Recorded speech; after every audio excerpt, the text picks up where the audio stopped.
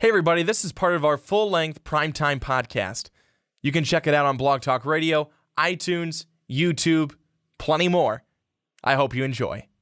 And Brandon, we're going to move on into our next topic, and this one's going to be a hard one for me. You might see me cry if you're on YouTube. Probably not, but I'm going to be close. And we're talking about my Fighting Illini Now, that'd be something. For the first time exclusively this year on the podcast. You might be saying, well, Ricky, why do you say for the first time? There's usually not much to talk about. We're not that good of a team, and it pains me to say we suck. But the whole reason we're talking about my team is exactly what happens when teams suck, and they think about firing their coaches. And John Groce on the hot seat, obviously. We're talking about should he be fired after this season, Brandon. Just a little bit of his resume. Came in 2012-2013 season after he took the Ohio Bobcats to the NCAA Sweet 16. He goes to the second round, well, the third round, but really the second round of the NCAA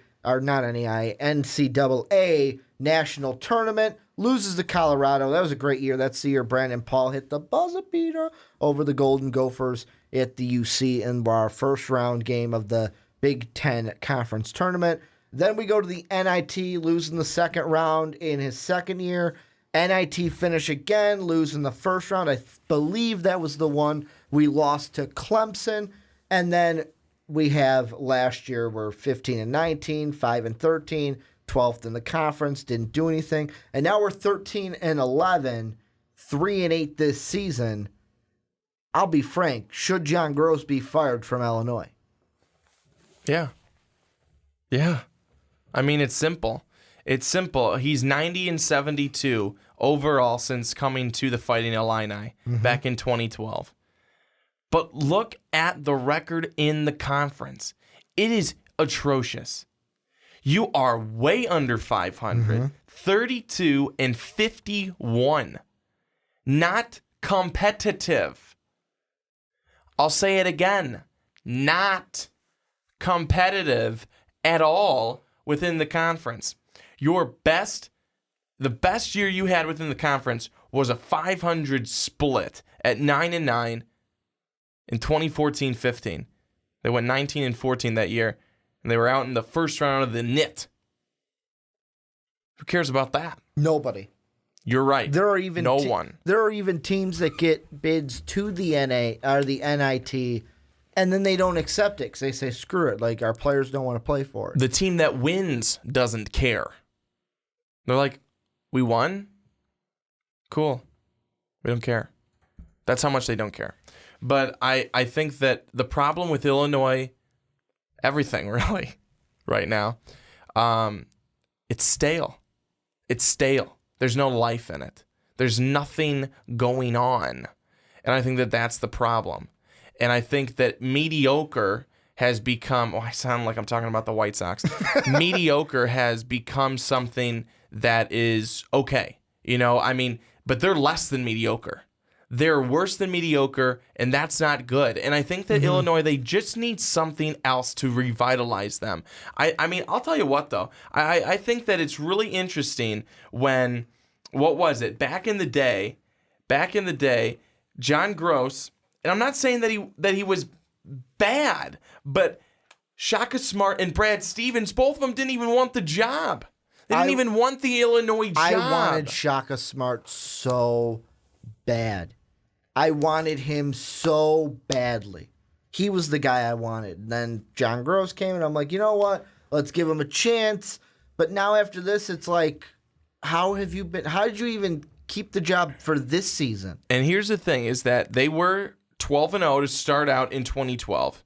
They won the Maui Invitational. They beat Butler in that championship game. They had something going back then. But think about that. But it wasn't his recruits. That's like, I know, but think about that. That's like 5 years ago. Yeah, that was Bruce Weber. And that's my big thing with John Groce. And I love John Groce. His press conferences, he's a coach that knows what to say. He's a great guy. He's a family guy. He looks like a guy where, if I went out to dinner with him, it'd be a good dinner. We'd have some good conversations. I have nothing against the man. But it's one of those things where you haven't been able to win in the key situations. We had a must-win this past week against Minnesota, and we lost. It seems like every year we get those. Minnesota, Nebraska, who else? Just the bottom teams that are fighting with us to try to get to, just try to claw our way up. Northwestern before this year, before they magically became better than us. We'd have close games and more likely lose. But the thing with that 2012 season that eats at me, that wasn't his recruits. Brandon Paul wasn't his recruit. And ever since, we look at his classes, and it's one of those things where his first recruiting class, Kendrick Nunn, Malcolm Hill, Austin Colbert, Maverick Morgan, and Jaylon Tate. Right now, Jaylon Tate is averaging 17.2 minutes and is scoring 2.7 minutes per game. And you're sitting there going, well, Ricky, now we've got Coleman Lands and Tracy Abrams. The Tracy Abrams injury didn't help. But still, he was supposed to be a quality point guard. Malcolm Hill on the team, he's the star of this team right now with 17 points. But Kendrick Nunn, he was supposed to be like the Batman and Robin to Malcolm Hill. Gets kicked off the team. Now he's in Oakland. Transferred to Oakland. So he's no longer on the team. You go ahead and bring in Darius Paul. He's no longer on the team. He's in the freaking conference I mentioned earlier in the NAIA. He's not even playing NCAA football or NCAA basketball anymore because he couldn't stay on the court. I mean, you bring in guys like LaRon Black, who right now he's contributing, only 8.9 points per game, but at least he's out there. He wasn't out there when we first got him, when we first brought him in. That was the Finke LaRon Black class, but really it's been the recruits that he's brought in either they haven't been on the court or they get kicked off the team. You're not going to win if that happens. You're just not going to win, and that's my big criticism is his recruits haven't panned out like we had hoped. Well, I think another problem is the fact when your points per game is 73.5 points per game and you allow 71.3 points per game, you're not going to win with literally hardly any gap in between. I think that this Illinois team, it used to be, Ricky, you and I both remember when it was fun to watch them. I won't profess to be some huge Illinois fan, not like you in any sense. If they do well, I'm happy, cool, wonderful, jump on the bandwagon. But when I was a kid, they were really fun to watch. I've got different teams, but you got Alabama. I think that you got dynasties to worry about. I think that. The thing with them is they need a change. They need a change, and they need to be able to go after a guy who's going to come in here, who's going to bring some life to this program. And by life, it goes right to what you're saying. It goes to the heart of the problem. Bring in some guys who are going to give you that life. You can't go and be this coach that does all these things right and everything like that and can be good in a press conference after a loss. I think that you need to be able to be a guy who's also going to go out there and find quality guys who can come in here and make a difference for your program. Not even just this year, but 3 years down the road. When you're going to need him 3 years down the road, because as a coach, that's what you have to be looking at. You can't just be looking at this year. If you're only looking at this year, you're not a very good coach because you don't obviously see the big picture. Because he needs to be able to bring in guys who are going to help you. I'm not saying build a dynasty, but who's going to help you build a program. And right now, Illinois, they are stale. They are so stale. They are the chips that you have left in the cupboard since 1990. Those mothers are stale. So I think that you need to go out and get some guys who are going to breathe the life that your head coach, hopefully your new head coach, is going to want to breathe into your team. You have to set that example. You have to set that from the beginning that we are going to be a good team. It may take a little bit, but by year 3, have a 3-4 year plan. By year 3, we're going to be there. By year 3, ranked team, we're going to beat them. By year 4, we're going to be that ranked team. You got to have this plan. So far, under John Groce, outside of 2012, 2013, Illinois has been doing this. It's kind of right in the middle. Just right in the middle, going nowhere, getting worse. Not good. Not good. It's not what you want. Well, and the one thing I will say is, and this goes off of your the part where you said have a plan. And the one thing I will say, and this is probably the only thing I will say to defend John Groce in this entire conversation, is he had a plan. He had an idea of what he wanted to do. I mean, you can see through his recruiting class, he's tried to build a pipeline between Simeon and Illinois. And if you know Chicago basketball, I looked at that and I went, okay, good. Simeon's a mecca for college, for basketball players. Even if we don't get the star of that team, even the second and third best player on that team could at least try to help us. But the big thing that wasn't able to pan out was we weren't able to get the guys who were the big stars from Chicago. The first recruiting class that John Groce had, Jabari Parker went to play with Coach K. Snubbed the Illini. And I mean, in that one, you could probably say, well, John Groce came in, didn't have enough time to even recruit Jabari. That next year, though... In all honesty, though, really quickly, just jump in. That'd be 1 year you had him. Yeah. It wouldn't have done anything but much still, anyways. He's a NBA type of talent. Yes, I Even know. the next year, you could have went after Jahlil Okafor from Whitney Young and Cliff Anderson. And I know Cliff Anderson, screw that guy, because he did the asshole move of, oh, I'm going to commit to, nope, going to take the Kansas hat.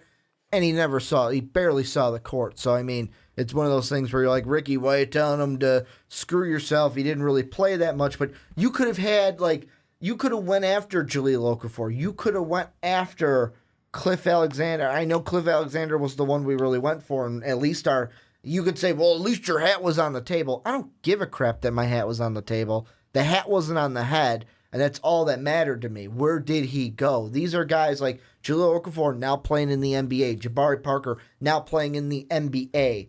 Those guys could have been the ones to kickstart this team, because the big thing that recruits care about, especially in basketball, because you brought it up, you wouldn't only have them for 1 year. These big recruits are looking and going, can I win here? Nope, I'm going to go somewhere I can, because it's a 1 year plan with those big recruits. Most of them, it's a 1 year plan. And I think that is something, with something like that. And a lot of times an Illinois is just not going to get that big recruit. Not right now.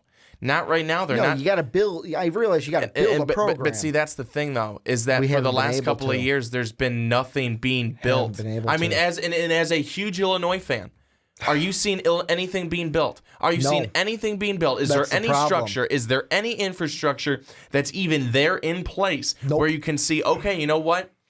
It's taken longer than we thought, but in 2 years, 3 years, we can be there.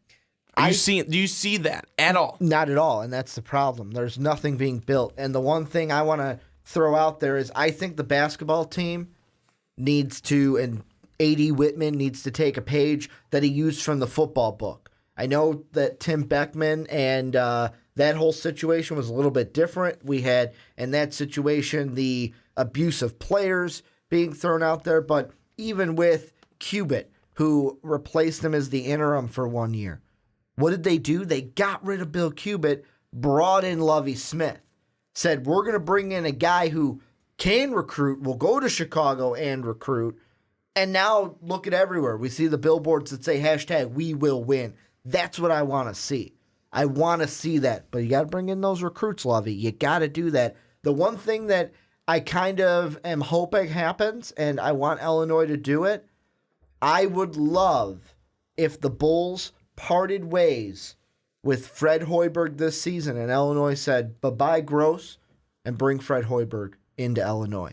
Well, in all honesty, I will be completely honest with you and say that I absolutely could see that happening, because there is so much turmoil right now with the Chicago Bulls and so many people saying Fred Hoiberg just didn't make it in the NBA. Go back, and you know what? Maybe you can become the new mayor of Illinois. Well, they could use one, but in Chicago for sure. But I think that could use a new governor too. But we don't talk politics. I think not a political show, not yet.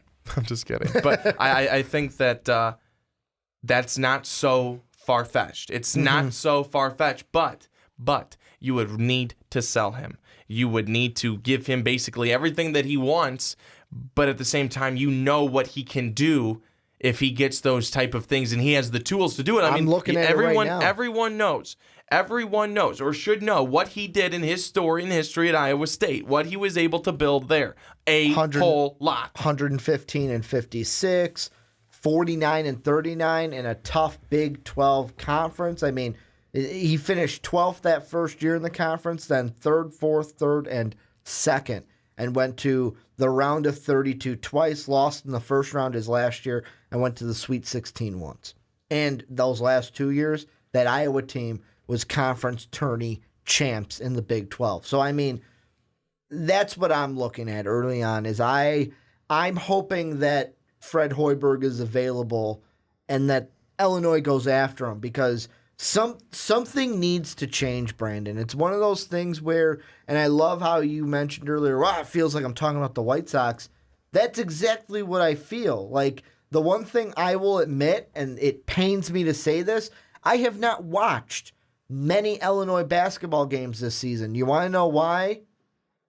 I don't want to cry. I don't want to cry this season. It's one of those things where, like, what I'm seeing on the court, it's, you know what? I'll watch something else. I'll check the box score later. Got my hand on the pulse, but I'm not actually watching it because of what kind of a product I am seeing on the court right now. It's not a good one. Like I said, I like John Groce. Think he's a great guy. I don't think it's working out here. I do not think the recruits haven't panned out. Like I said, Darius Paul, not even on the team anymore. Got in trouble off the court. LaRon Black, although he's on the court now, he didn't have too much of success early on as he had some issues coming in. Kendrick Nunn, who's no longer with the team, he's now in Oakland. I know what you're saying. You're probably sitting there, Ricky, we had the Tracy Abrams injury didn't help.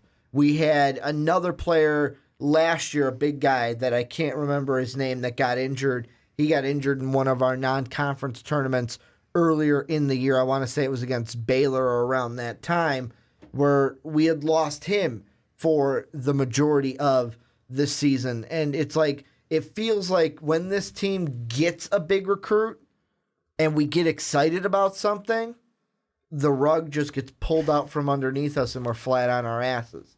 And I don't like that feeling. There needs to be a change. I think it should be Fred Hoiberg. I hope it's Fred Hoiberg. He's got to get fired from the Bulls first. But before we wrap this up, what are your final thoughts on the Illinois situation, and should John Groce be fired? You almost always, except for those few situations where the person really needs to be let go because either they're not doing their job, they've done it very poorly, just haven't taken enough, I think, pride in what they're doing. Outside of that, you don't like to see someone get fired because there's so many things that go into that outside of seeing just someone go bye-bye. But I think that right now, it hasn't not worked. It has not worked. I think John Groce should be relieved of his duties because things just aren't working out. I think Illinois needs to go in a different direction. That's only if they want to be good. I think if they really want to be good and they want to be able to make a statement to their fans, to their fan base, and pretty much to the Illinois Fighting Illini community that, hey, you know what? We're going to be committed to excellence. We're going to be committed to winning, and it starts today. They do get rid of Groce. They bring in somebody who is going to be able to do that job and be able to get them to the point that they need to be because Illinois basketball, like Illinois football, has been very hard to watch for far too long, especially for Illinois fans that have been following it, that have been around it, and that have been wanting to see it change for a long time. Their administration owes the fans that they need to do it. Well, and I'm going to sign this off in this segment. Let us know down below what you guys think. If you are a part of Orange and Blue Nation, let us know what you think. Should John Groce be fired? One thing I do want to say, and this goes off of what you were saying earlier about the mediocrity thing, I have an article here that I wanted to pump from a good friend of mine, Reese Woodcock, the lead editor of Writing Illini, a site that I used to write for, has a tremendous article about how it's time to move on from John Groce. But the next article that you look at, you want to know what the headline reads? Illinois basketball, the king of mediocrity, under John Groce. You're not the only one, Brandon, that is seeing the mediocrity. But you guys let us know down below what you guys think. Hey, everybody. Thanks so much for watching. I hope you enjoyed a lot of emotion. If you want more, click this video right over my left shoulder. You will certainly not regret it.